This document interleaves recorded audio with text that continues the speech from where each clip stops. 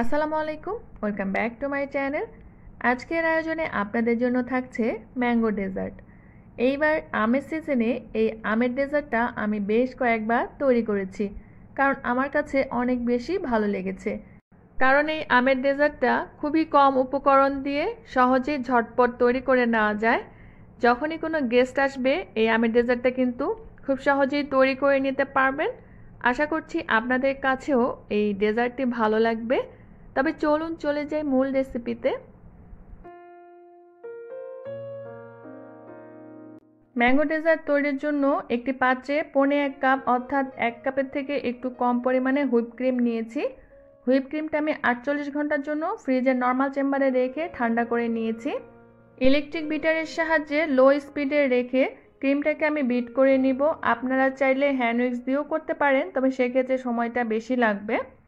প্রায় 3 থেকে 4 মিনিটের জন্য হুইপ ক্রিমটাকে বিট করে নিব। হুইপ ক্রিমটা যখন স্টিফি একটা ভাব চলে আসবে আর বাটিটাকে উল্টালেও দেখবেন যে আর নড়াচড়া করছে না বা পড়ে যাচ্ছে না, এ পর্যায়ে বুঝতে হবে যে ক্রিমটা বিট করা হয়ে গিয়েছে। এ পর্যায়ে দিয়ে দিচ্ছি 1/2 কাপ পরিমাণে ম্যাঙ্গো পিউরি। একটি পাকা আম আমি ব্লেন্ডারের সাহায্যে খুব ভালোভাবে স্মুথলি ব্লেন্ড করে নিয়েছি, তবে কোনো রকমের পানি কিন্তু দেওয়া যাবে না। আমের পিউরিটা দিয়ে কিছু সময়ের জন্য বিট করে নিব। আর স্প্যাচুলার সাহায্যে সাইডের অংশগুলো মাঝখানে এনে দিচ্ছি, এতে করে চারপাশে সমানভাবে মিক্স করা হবে। দিয়ে দিচ্ছি 1/2 চা চামচ পরিমাণে ম্যাঙ্গো এসেন্স আর 1/4 চা চামচ পরিমাণে yellow food colour. Yellow food কালারটা টোটালি অপশনাল, আপনারা চাইলে স্কিপ করতে পারেন। সবগুলো উপকরণ আরও প্রায় 1 মিনিটের জন্য বিট করে মিক্স করে নিচ্ছি। বিট করা হয়ে গেলে স্প্যাচুলার সাহায্যে আরও একটু মিক্স করে নিচ্ছি, যেন সমানভাবে মিক্স হয়ে যায়। মিশ্রণটি একটি সাইডে রেখে দিচ্ছি। এখন ডেজার্টটি সেট করার জন্য একটি পাত্র নিয়ে নিলাম। ডেজার্টটি তৈরির জন্য আমি এখানে টি কেক বা পাউন্ড কেক নিয়েছি। এই কেকটি বাজার থেকে কিনে নিয়ে এসেছি, তবে আপনারা চাইলে ঘরেও তৈরি করে নিতে পারেন। এর একটি রেসিপি আমার চ্যানেলে দেওয়া আছে, আপনারা চাইলে সেখান থেকেও দেখে নিতে পারেন। লিঙ্ক আমি ডেসক্রিপশন বক্সে দিয়ে রাখবো। কেকটিকে এভাবে সেট করে নর্মাল তাপমাত্রার দুধ সবগুলোর উপরে একটু করে দিয়ে দিচ্ছি, যেন ড্রাই না হয়ে যায়। তার উপর দিক থেকে কিছু আমের কিউব দিয়ে দিচ্ছি। এখন এর উপরের দিক থেকে ক্রিমটা যে রেডি করে রেখেছিলাম সেটা স্প্রেড করে দিচ্ছি। এভাবে সমান করে দেওয়ার চেষ্টা করবেন। একটা লেয়ার দেওয়া হয়ে গিয়েছে। এখন এর উপর দিক থেকে আমি একইভাবে আরও একটি লেয়ার সেট করব।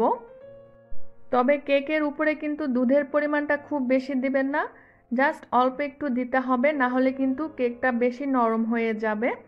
আমার এখানে প্রায় 2 থেকে 2.5 টেবিল চামচের মতো দুধ লেগেছে। চেষ্টা করবেন উপরের ক্রিমটা যতটুকু সম্ভব মসৃণভাবে সেট করতে। উপরের দিকটা আমি একটু গার্নিশ করে নিব। এই জন্য একটি পাইপিং ব্যাগে আমি কিছুটা ম্যাঙ্গো পিউরি নিয়ে নিয়েছি। আপনারা কিন্তু নিজেদের পছন্দ মতো উপরেরটা সাজিয়ে নিতে পারেন।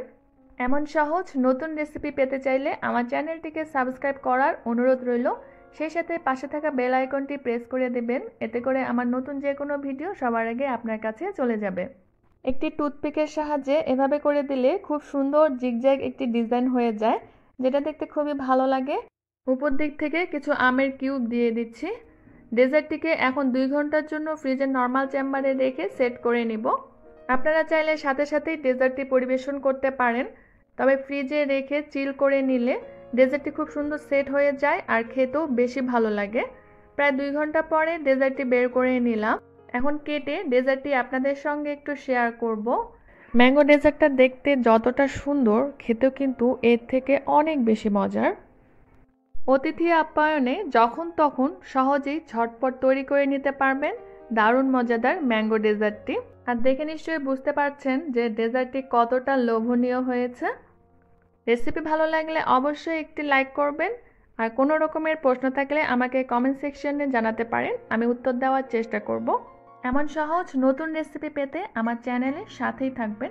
সবাই খুব ভালো থাকবেন, সুস্থ থাকবেন, এই কামনায় আজকে বিদায় নিচ্ছি। আল্লাহ হাফিজ।